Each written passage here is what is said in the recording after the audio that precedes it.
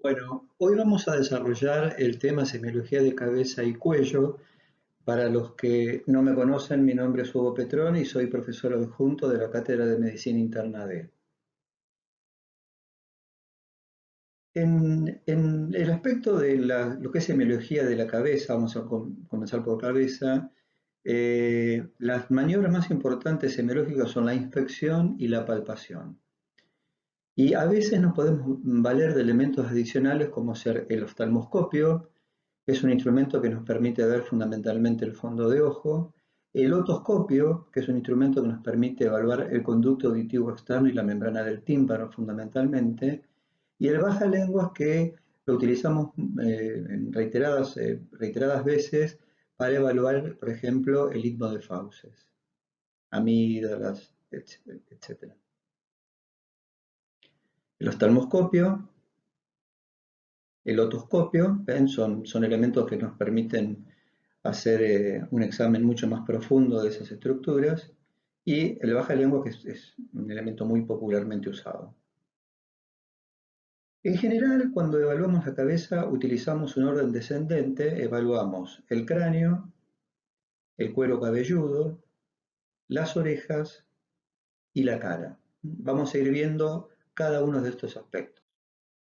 Con respecto al cráneo, es importante la inspección. Ahí tenemos que evaluar el tamaño, si es normal. Cuando el tamaño es menor al esperado, se habla de microcefalia, y cuando es mayor a lo normal, macrocefalia. Es muy importante en pediatría, especialmente, la circunferencia del cráneo, que nos marca la forma de desarrollo de un niño. Entonces, eh, es- eh, hay tablas donde la circunferencia del cráneo debe tener determinado tamaño, y si no se logra o es superior a normal, puede ser patológico. Y también otro aspecto importante es la simetría. Simetría siempre en semiología vamos a ver en distintas estructuras que vamos a analizar, que se define como la igualdad entre el lado izquierdo y derecho del cuerpo. Con respecto al cráneo en sí, podemos encontrar que es la forma sea normal o patológica. Si es patológico, se describe el tipo de anomalía que se observa. Por ejemplo, dolicocefalia, que es un cráneo alargado, o turricefalia, que es con forma de torre. Esto en general es por un cierre prematuro de las suturas craneales, y que hacen que el cráneo, cuando una de ellas se cierra precozmente, crezca para donde puede. Y por eso las deformaciones que aparecen. Otro tipo de anomalías que podemos encontrar en el cráneo son las prominencias, es decir, protrusiones o depresiones craneanas. En cuanto al cráneo, es importante dividirlo por regiones según el hueso subyacente. Por ejemplo, la región frontal es la que está a nivel del hueso frontal, parietal, temporal, etc.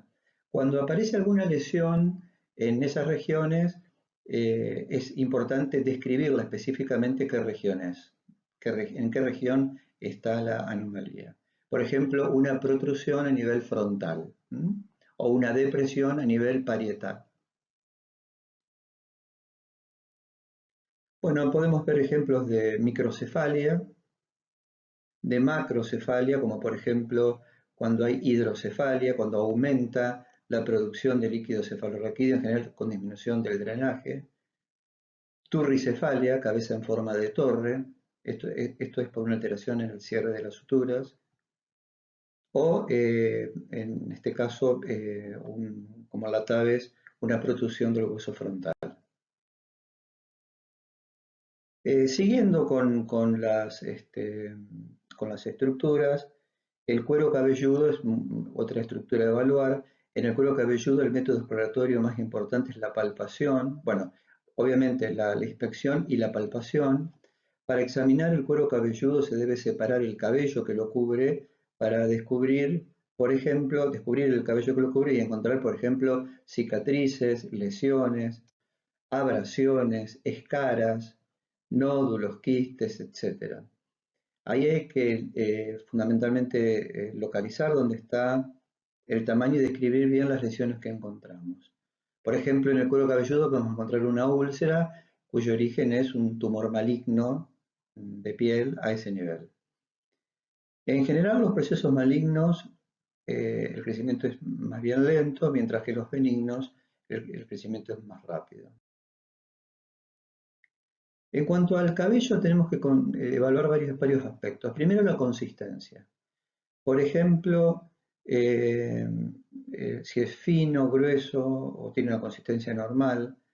Por ejemplo, en determinadas patologías como el hipotiroidismo, el cabello se torna grueso, áspero, se quiebra con facilidad, y en cambio en el hipertiroidismo es fino, sedoso y también se desprende fácilmente. En cuanto a la cantidad del cabello, podemos notar, por ejemplo, pérdida del cabello. Y a la pérdida de cabello, especialmente cuando quedan zonas sin cabello, se lo conoce como alopecia. Por ejemplo, en el hombre hay una alopecia que es la androgénica, que es muy típica, que se caracteriza por las entradas, que es una disminución del cabello a los costados de la región frontal, tanto derecha como izquierda, eh, que incluso puede incluir la región occipital. Eh, Eso es típico del hombre, del sexo masculino, y en la mujer cuando aparece indica problemas de tipos hormonales.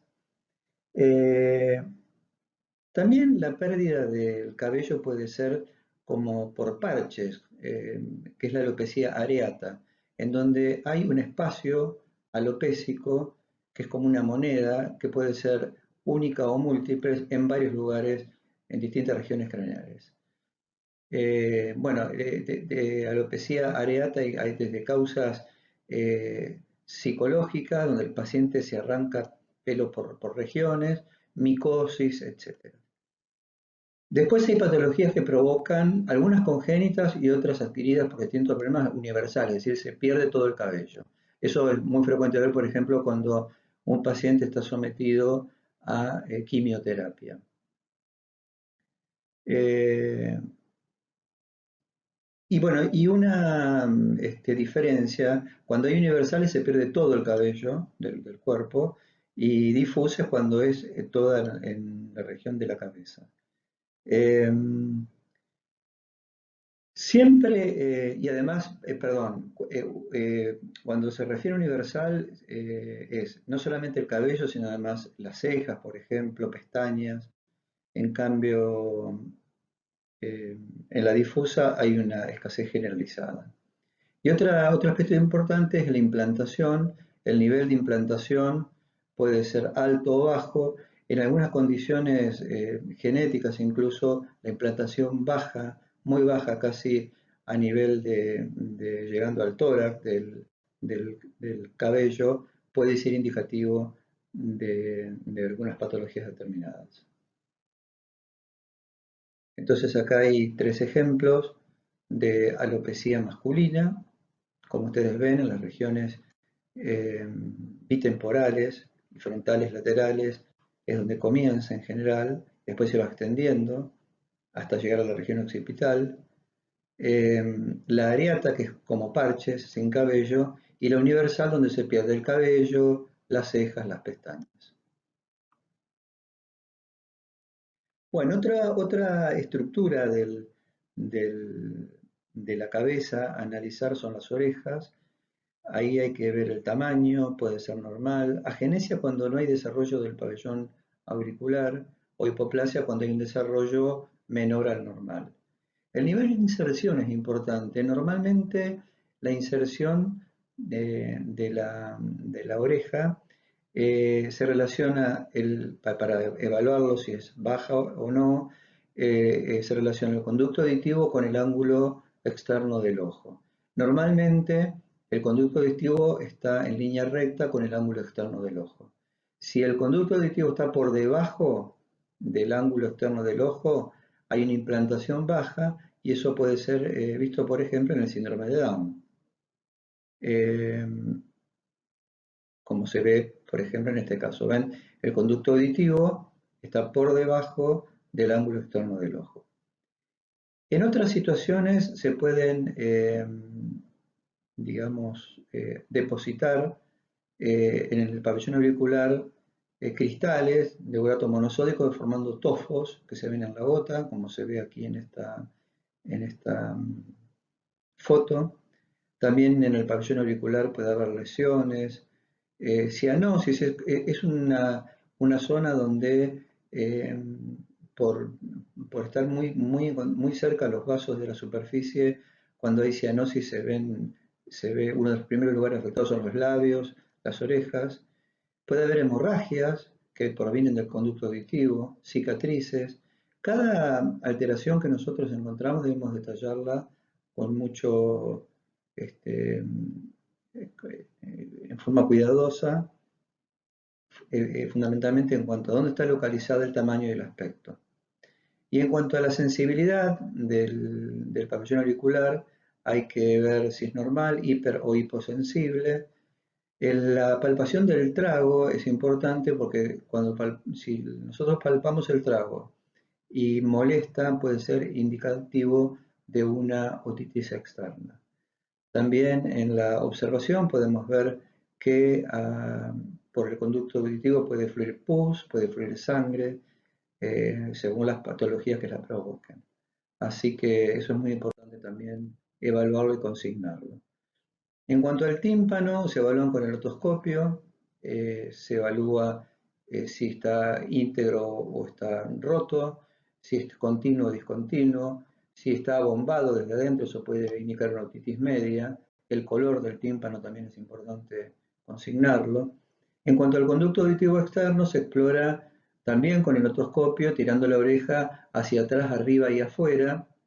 Se coloca el otoscopio y se visualiza la membrana timpánica. Del conducto auditivo externo hay que evaluar el color de la mucosa, la presencia o no de hiperemia, si hay hemorragias, lesiones, en fin. Y para localizarlas utilizamos el sistema de los números en las agujas del reloj o en cuadrantes para ubicar la lesión en el conducto auditivo. Si hay otorraquia, si hay sangrado, si hay otorrea u otorraquia, si hay sangrado o muchas veces secreción purulenta, que pueden tener distintos orígenes.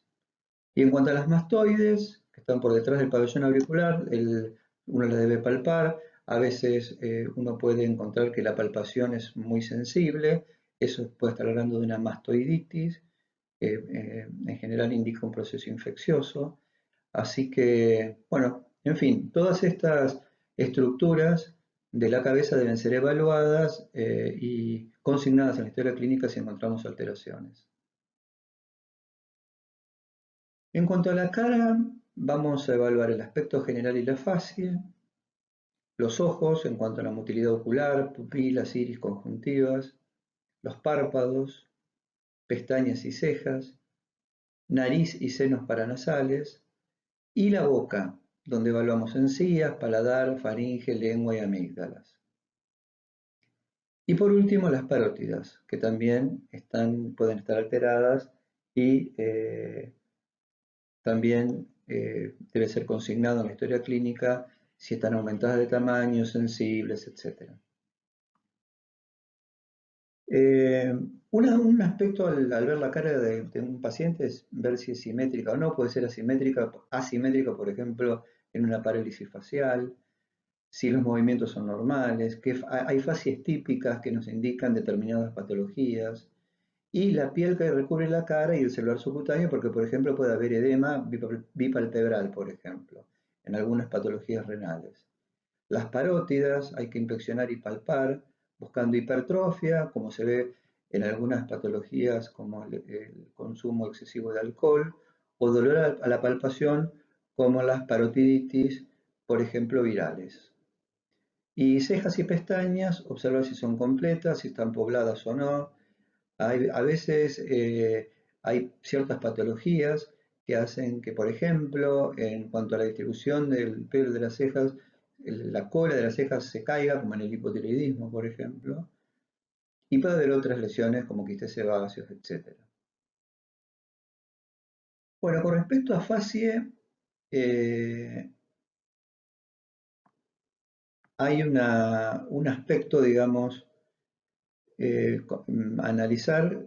Hay varias fases típicas, como en el Cushing, la fase de luna llena, es decir, el aspecto es redondeado, como congestivo. El hipotiroidismo, donde el aspecto de la cara es abotagado, muchas veces, como comentaba, puede haber caída de la cola de las cejas. En la miastenia gravis hay una debilidad muscular que muchas veces se acrecienta con el día, con el transcurso del día, y el paciente puede terminar con ptosis palpebral bilateral, es decir, caída de los párpados, y para poder mirar extiende la cabeza hacia atrás, porque los párpados les quedan apenas abiertos y es la única forma que puede ver.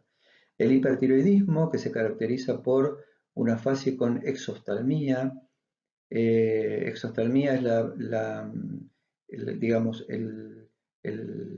cuando los globos oculares eh, eh, parecen a veces realmente están protruidos hacia adelante y otras veces es la sensación, porque existe una exoftalmía que es producto de la retracción del párpado superior más que la protrusión verdadera del globo ocular. La parálisis facial, como decíamos, puede dar una cara asimétrica, donde el lado paralizado se caracteriza por un aumento de la hendidura palpebral, una caída de la comisura labial, en el caso que estamos viendo, eh, el lado izquierdo de la cara, hay caída de la comisura labial y borramiento del surco nasogeniano. Esa es una parálisis facial típica periférica.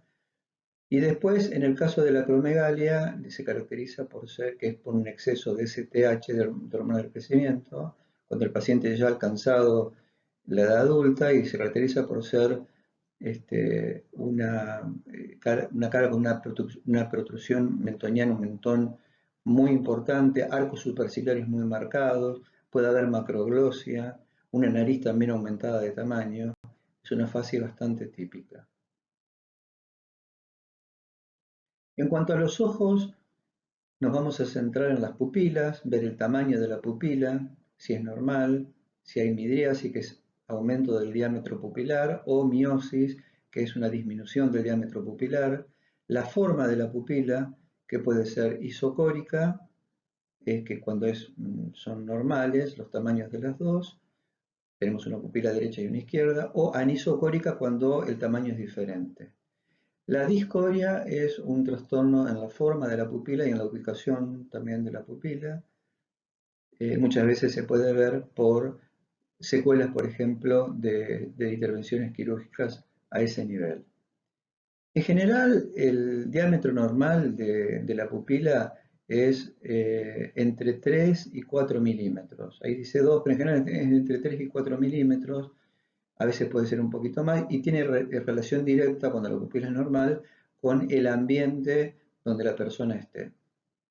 Hay una reacción a la luz inversa, es decir, cuando hay mucha luz, el diámetro pupilar tiende a achicarse para proteger el ingreso de luz, para que el ingreso de luz sea lo más constante posible al interior del ojo, o cuando al revés, la luz es menor, la pupila tiende a dilatarse. Bueno, es lo que está comentando en el slide. Hay reflejos, justamente es el fotomotor, que si es normal, uno ilumina una pupila y lo que va a ver, la respuesta refleja es la miosis, es decir, que la pupila se achique. Por el contrario, y el reflejo consensual es, uno ilumina la pupila derecha y la izquierda tiene que también achicarse en el mismo sentido y en el mismo momento. El reflejo de acomodación es cuando bruscamente miramos un objeto que es cercano a nuestra visión, 20 centímetros por ejemplo, la respuesta es una miosis de ambas pupilas, ¿no? Si el reflejo está conservado. Bueno, con estos reflejos nosotros evaluamos vías simpáticas y parasimpáticas. Bueno, lo aferente es el estímulo de la luz sobre la retina, y lo eferente son las vías que generan la contracción muscular. Y otro aspecto muy importante de la evaluación ocular es el fondo de ojo, para lo cual ya vimos usábamos un oftalmoscopio. Por acá, por ejemplo, en el gráfico superior izquierdo hay dos pupilas que tienen diferente diámetro, eso se llama anisocoria. En el medio, arriba, central, hay una leucocoria. Normalmente la pupila es una hendidura en realidad, o los elementos transparentes del ojo la vemos como negra. Pero si, por ejemplo, hay catarata, es decir, que el cristalino se torna opaco, vamos a ver como ahí en la parte central arriba, blanca. Eso es porque los medios del ojo no son transparentes. Y arriba a la derecha, discoria, es decir, una pupila que es excéntrica y deformada. Esto es secuela de una cirugía. Los globos oculares tienen que estar centrados y moverse en forma coordinada. Cuando eso no ocurre, pueden ser estrabismos. Estrabismo es cuando un globo ocular apunta, por ejemplo, al centro y el otro se desvía. Y pueden ser divergentes o convergentes, si vayan para afuera o para adentro. Otro tema con el globo ocular es que puede estar ubicado correctamente o estar hundido, que ahí hablamos de enoftalmía, como se ve en la figura central, donde el paciente tiene un síndrome que se llama Claude-Bernard-Horner, donde el paciente tiene ptosis palpebral, ustedes ven que ese párpado, el párpado superior está como caído, y el ojo hundido, y además tiene miosis. En cambio, en la foto de la derecha hay exoftalmía, ustedes ven el globo ocular visto de manera lateral, el globo ocular que protruye incluso. Normalmente nosotros los párpados cuando los cerramos se cierran, cubren todo el globo ocular. Cuando hay una exoftalmía de estas características, que se llama maligna, los párpados no pueden ocluir la totalidad del globo ocular y se imaginan, los párpados pueden ocluir el globo ocular es un mecanismo de defensa. Se imaginan un globo ocular expuesto permanentemente, está expuesto a úlceras de córnea y lesiones que pueden ser muy graves. En la inspección también podemos ver el gerontoxon, que es ese arco en la foto inferior a la izquierda, como un arco blanco bordeando el iris, que se llama arco senil, porque con la edad es muy frecuente, puede ser continuo o no, es decir, cubrir todo el diámetro del iris o no, y a veces puede estar asociado a digipemias también. Arco senil. Bueno, pero esto es para remarcar que la observación, la inspección, nos puede brindar importantes datos. El fondo de ojo, como ustedes lo ven acá, es lo que vemos con el oftalmoscopio. Ustedes ven en el fondo de ojo como una moneda color blanca, eso es la papila. Ahí están entrando los axones que van a formar, o saliendo de ahí los axones que van a formar el nervio óptico. Normalmente está hacia el lado nasal y sus bordes son netos. Cuando no son netos se habla de edema de papila, que puede ser un dato de hipertensión endocraniana. Es una zona ciega, en esa zona no hay visión. En cambio, ahí como ven en la figura de la izquierda, en el centro, está la mácula, que es una zona donde hay máxima visión. Ese es un fondo de ojo de la izquierda normal. El de la derecha es patológico, hay hemorragias y microhemorragias, como se pueden ver, por ejemplo, en la diabetes. Después lo van a ver en el curso de la carrera, en distintas, tanto en medicina interna como en oftalmología, van a ver por qué se producen esos cambios, como esas hemorragias en el fondo de ojo. Pero puse estas dos fotografías para comparar lo que es un fondo de ojo normal, donde se van los vasos, cruzando la papila normal con bordes netos, la mácula, y donde no hay alteraciones, y un fondo de ojo patológico marcado fundamentalmente por vasos tortuosos y esas microhemorragias. En este caso es un paciente diabético. En cuanto a los párpados, puede haber, la inflamación del párpado se define como blefaritis.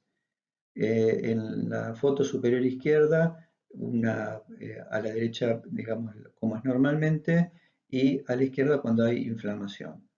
También podemos ver en los párpados infecciones de los folículos de las pestañas. Habitualmente se lo conoce como orzuelo, que es la figura central arriba, y hay que hacer el diagnóstico diferencial con el chalazion, que es la figura a la derecha arriba, que es en realidad también es una pequeña tumoración que puede doler, pero es la infección de glándulas sebáceas. Es decir, es diferente. En el caso del orzuelo es el folículo piloso y en el caso del chalazion, glándulas sebáceas. También se puede ver, especialmente en el ángulo interno del ojo, santelasmas, como se ve en la figura central, por depósito de lípidos. Eso puede tener o no que ver con dislipemias. Y las pestañas, que como comentábamos, a veces pueden estar despobladas o caídas, las cejas pueden estar despobladas o caída la cola de las cejas, como se ve en patologías como el hipotiroidismo o la sífilis. Con respecto a la nariz, también hay que describir si uno ve alteraciones. Por ejemplo, la figura de la izquierda es, izquierda mirando la pantalla, es la nariz en silla de montar y se produce por una destrucción del tabique nasal. Eso puede ser congénito, con determinadas patologías, el paciente ya nace sin tabique nasal prácticamente, o puede ser, por ejemplo, secundario a un traumatismo.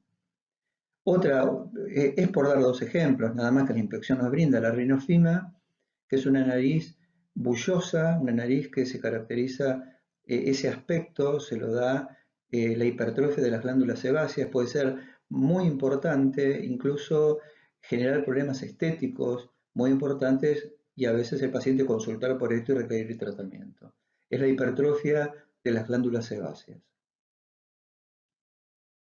Con respecto a la lengua, ya yendo a la boca, mejor dicho, la lengua podemos encontrar varias lenguas bífidas que pueden ser congénitas. Puede haber la lengua saburral, es muy frecuente de ver en medicina interna. La lengua saburral se produce por un crecimiento de las papilas y material que queda acumulado en el interior, eh, generalmente en algunas patologías o cuando hay poca higiene. La lengua pilosa, que se debe a también un crecimiento exagerado de las papilas con acumulación de material. Eso se ve mucho. Es muy impresionante, pero en general no le genera al paciente ningún problema, pero salvo lo estético y halitosis, que es mal aliento. Se ven fumadores, en gente que toma mucho café y que tiene mala higiene bucal. La lengua saburral también tiene que ver con la higiene bucal. Otro aspecto de la lengua es el tamaño, como se ve en la macroglosia, que es la figura superior de la derecha, donde la lengua es más grande que lo habitual. Eso puede ser visto en patologías como la acromegalia, el hipotiroidismo, etc. Las encías es otro aspecto a evaluar. Podemos encontrar gingivitis, que es inflamación de las encías, sangrado, y siempre dentro del examen de la boca, el istmo de las fauces, las amígdalas, la úvula. Podemos encontrar diversas alteraciones como amigdalitis pultácea, como el caso de la foto, etc. Y las parótidas, cuando la parótida aumenta de tamaño, puede ser por una parotiditis, un tumor, etc. En este caso, la fiebre urleana, que es una parotiditis de origen viral. Ahora tenemos vacuna para esto, así que es poco frecuente, pero antes era causa de parotiditis y orquitis, obviamente en los hombres, lo que podía llevar incluso a la esterilidad. Bien, cuando estamos frente a lo típico de la parotiditis es que, bueno, además de la deformación de la cara, eleva el pabellón auricular. A veces hay que hacer diagnóstico diferencial, no en este caso que es muy típico, pero cuando no es tan típico, con adenomegalias, etcétera, en el cuello. Bueno, pasando ahora a la semiología del cuello, también la descripción debe ser detallada y completa. Tanto en cabeza como en cuello, de las maniobras semiológicas, las cuatro: inspección, palpación, percusión y ocultación, la percusión es la que menos se utiliza, prácticamente no se utiliza, pero la inspección, la palpación y la auscultación son muy importantes. Y en el cuello, ahora vamos a ver, la auscultación puede ser muy importante tanto en el examen de las carótidas como en el examen de la tiroides. El cuello hay que detallar, por ejemplo, si es simétrico o asimétrico, y si es asimétrico puede ser, por ejemplo, por una tumoración, eh, si los movimientos respiratorios, por ejemplo, son normales, uno en el cuello puede ver eh, ese aspecto, eh, si hay latidos, eh, si hay una posición, porque cuando el cuello, y especialmente por los músculos cervicales, es simétrico, la posición de la cabeza también, pero en determinadas circunstancias puede haber tortícoli, que es una desviación del cuello, con la consiguiente desviación de la cabeza hacia un lado, que puede ser desde congénita hasta adquirida, en general como reactiva a procesos álgicos, dolorosos. Con respecto, y cuando existe esa desviación se habla de tortícolis. En cuanto a la configuración del cuello, es ver si el cuello es normal, puede ser corto, incluso por el morfotipo de los pacientes obesos, etcétera, o muy cortos en determinadas patologías congénitas, como por ejemplo cuando hay fusión de las vértebras cervicales, como síndromes genéticos como el Klippel-Feil, por ejemplo. Por supuesto, como en toda estructura del organismo, evaluamos la piel del cuello, el celular, si hay lesiones, puede haber cicatrices. Escrófula es una supuración que se produce por, en general, fístulas, muchas veces a punto de partida de ganglios que son adenitis producidas por tuberculosis, abscesos, úlceras, y de todas ellas hay que describir el aspecto, el tamaño, etc., la localización. ¿Qué estructuras exploramos en el cuello? Bueno, las carótidas, las venas yugulares, los ganglios linfáticos, la tráquea, la glándula tiroides. En cuanto a las arterias carótidas, la inspección, la palpación y acá la auscultación, como ven, los tres elementos son muy importantes. En la palpación notamos, bueno, el pulso carotidio. El pulso carotidio se toma por debajo del borde anterior del esternocleidomastoideo, es donde se localiza el pulso carotidio. Repito, debajo del borde anterior del músculo esternocleidomastoideo. Y en cuanto al pulso, vemos todas las características del pulso que ya después vamos a ver cuando veamos pulso. Y es importante auscultar muchas veces las carótidas, hay que ajustar las carótidas, mejor dicho, porque podemos verificar soplos, y si verificamos soplos vemos la intensidad, etcétera, porque pueden ser o no expresión de obstrucciones, como por ejemplo por la presencia de placas de ateroma a nivel de las carótidas. Ahí ven cómo se palpa el pulso carotídeo por debajo del borde anterior del esternocleidomastoideo. Y la ecografía carotídea es prácticamente muchas veces parte de la semiología cuando encontramos una alteración. Hoy hablábamos de que si auscultamos un soplo o el pulso de ese lado es menos intenso, puede ser expresión de una placa de ateroma que la corroboramos con el ecodoppler, una ecografía con Doppler de la arteria carótida.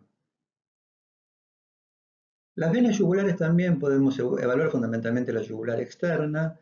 Normalmente la vena yugular externa en 90 grados no tiene que ser visible.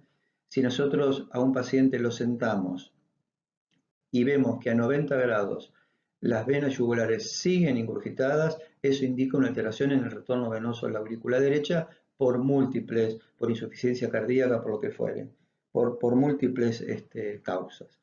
Entonces, muchas veces uno ve ingurgitaciones yugulares, una persona que grita, parada incluso, puede ingurgitarse los yugulares, pero eso es normal, y lo que pasa es que se contraen los músculos del cuello e impiden el retorno al gritar o al hacer un esfuerzo, e impiden el retorno venoso que se vacíe la yugular, pero eso es fisiológico, no tiene ninguna trascendencia. El tema es cuando una persona, sin hablar, sin gritar, sin esforzarse, sentado 90 grados, tiene las venas yugulares ingurgitadas. Y además, lo habitual es que cuando uno inspira, la yugular se vacía porque aumenta la presión negativa en el tórax y por ese motivo la sangre se-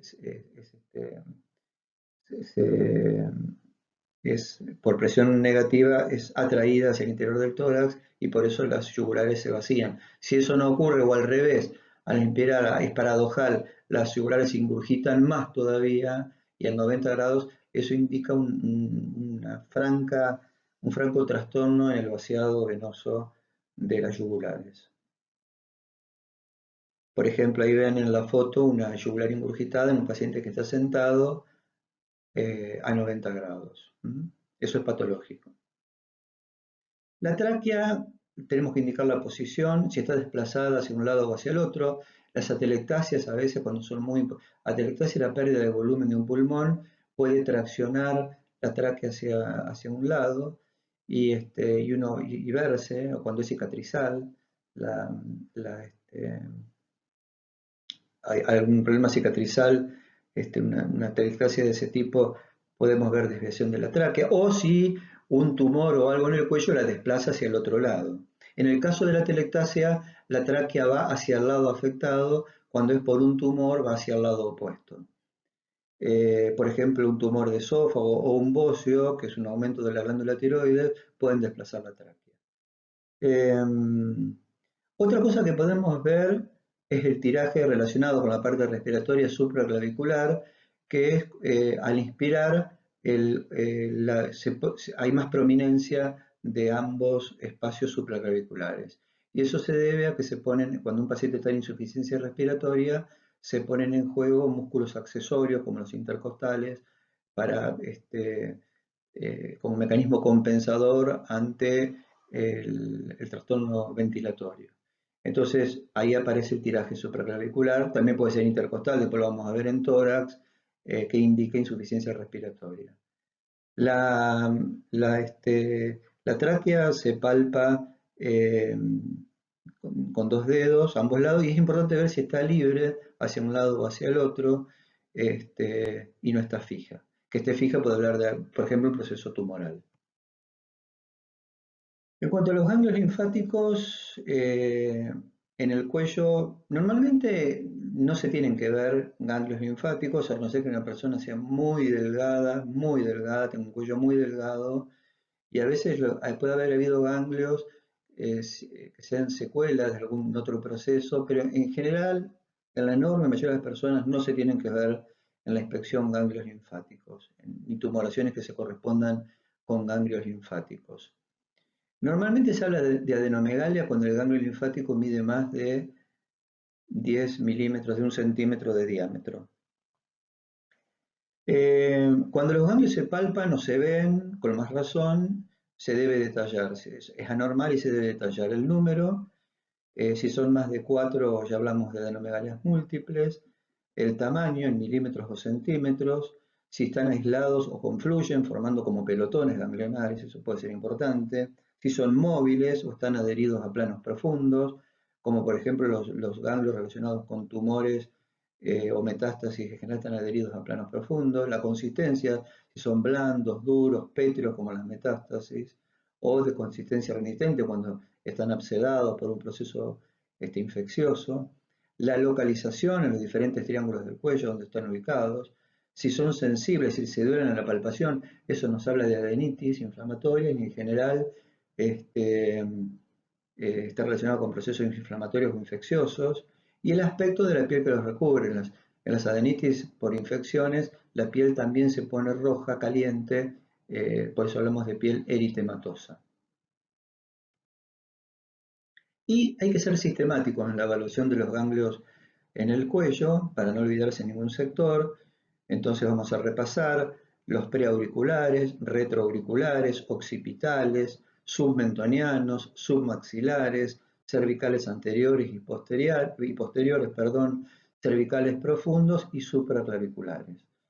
Esos son los grupos ganglionares que tenemos que examinar. Y hay que hacerlo de manera metódica.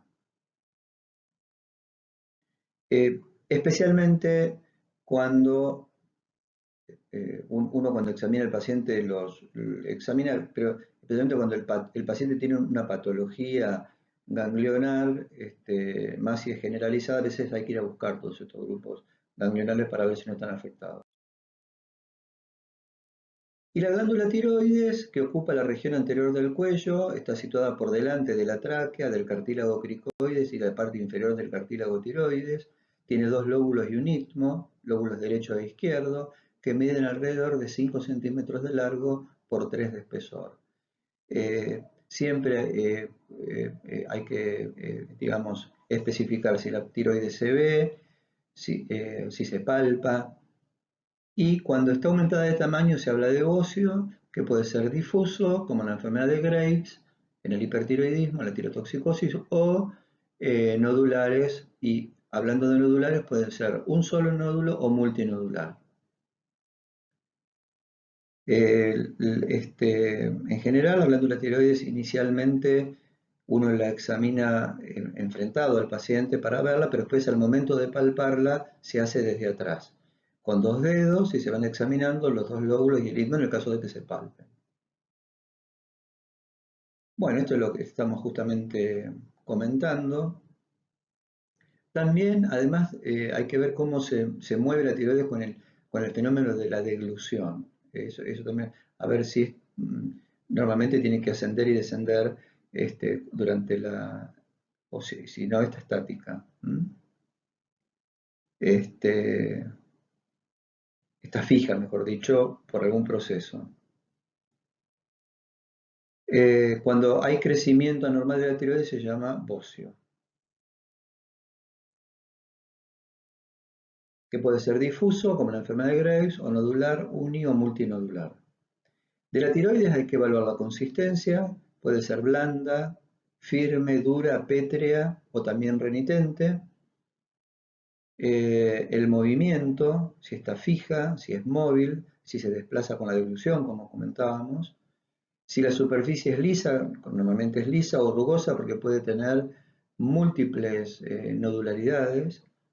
Y si es dolorosa la palpación, como puede ser una tiroiditis aguda, si tiene calor, eritema local, etc.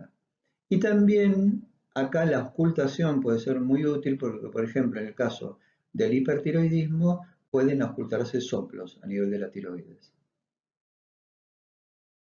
Acá, por ejemplo, pueden ver un bocio difuso, como en la enfermedad de Graves. Ven que se ven los dos lóbulos, perdón, de la tiroides.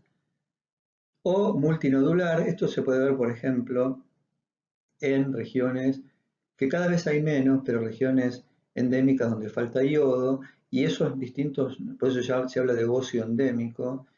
En nuestro país era bastante frecuente en el noroeste, y esos nódulos a veces el paciente está eutiroideo, es decir, no está ni hipo ni hipertiroideo, pero está eutiroideo a expensas de esa hipertrofia que tiene la glándula para tratar de compensar la falta de yodo eh, por la zona donde viven los pacientes. Pero cada vez esto se ve menos porque cada vez se usan más el yodo se incorpora a determinadas sales para la fabricación de determinados alimentos para que los pacientes tengan aporte de yodo. Bueno, y para ir finalizando, una palabra con respecto a la ecografía del cuello, que es muy, muy útil, que prácticamente podemos decir que es parte de la semiología hoy. En siglo XXI hay muchísimas de estas cuestiones que estuvimos comentando que son donde la ecografía de cuello con o sin Doppler según la situación es parte del examen clínico semiológico de los pacientes. Por ejemplo, para evaluar las carótidas, como decíamos, placas de ateroma, la pared de la carótida, eh, examen en la glándula tiroides, por ejemplo, ver nódulos, si son quísticos o sólidos, que a veces nosotros por la palpación solo podemos decir que la paciente tiene un nódulo. Ahora, cuando le hacemos una ecografía, vemos que es un quiste, que tiene el aspecto de ser un quiste simple, que no tiene ninguna trascendencia, o por el contrario, ser un nódulo sólido que nos obliga a tomar conducta porque puede ser, por ejemplo, un carcinoma. Y además la ecografía puede ser una guía para, por ejemplo, punzar estructuras de la tiroides, por ejemplo, un nódulo con aguja fina. Nos guiamos por ecografía para saber que estamos cayendo exactamente en el nódulo que queremos punzar. También en el estudio de adenomegalias en el cuello, localizarlas para exéresis, a veces no es tan claro si es una adenomegalia, un quiste tirogloso, en fin, a veces no es tan claro que es un ganglio y entonces la ecografía en ese sentido puede confirmarnos que es un ganglio o confirmarnos que, por ejemplo, es un nódulo tiroideo muy excéntrico y lateral, casi llegando a la región laterocervical, así puede verse. Entonces, por eso también en el estudio de adenomegalias y localización para exéresis, cuando el cirujano tiene que decidir que va a sacar un ganglio, también, y qué relación tienen esos ganglios con los vasos del cuello, con el paquete vasculonervioso del cuello, también puede ser muy útil. Otro tema son las glándulas paratiroides. Las glándulas paratiroides habitualmente ni se ven ni se palpan, excepto cuando hay tumores paratiroideos, y a veces es muy difícil ver si es tiroideo o paratiroideo por la localización de las paratiroides. A veces hay más de uno. Entonces, también para la evaluación de las glándulas paratiroides, la ecografía de cuello puede ser muy importante. La evaluación en general de tumores del cuello, porque a veces realmente nos cuesta decir de qué estructura provienen.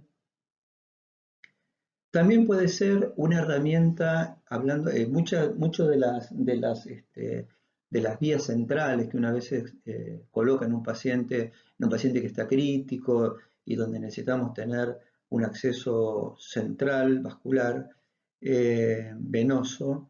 La colocación de los catéteres hechos por ecografía facilitan, porque uno localiza la vena yugular interna, por ejemplo, y va guiado por ecografía hacia ese sector y hace que el procedimiento de colocación de un catéter central sea mucho más seguro de lo que era anteriormente. Yo hoy en las terapias intensivas o en las unidades de emergencia hay ecógrafos y una de las principales utilidades es esta que les estoy comentando, guiar la colocación de catéteres.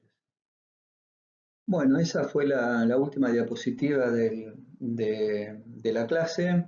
Espero que haya sido claro. Y en el curso de los trabajos prácticos y de los ateneos, por supuesto que estos temas que estuvimos conversando a través de casos clínicos o de los exámenes de los pacientes, los van a poder profundizar. Bueno, muchas gracias y buenas tardes.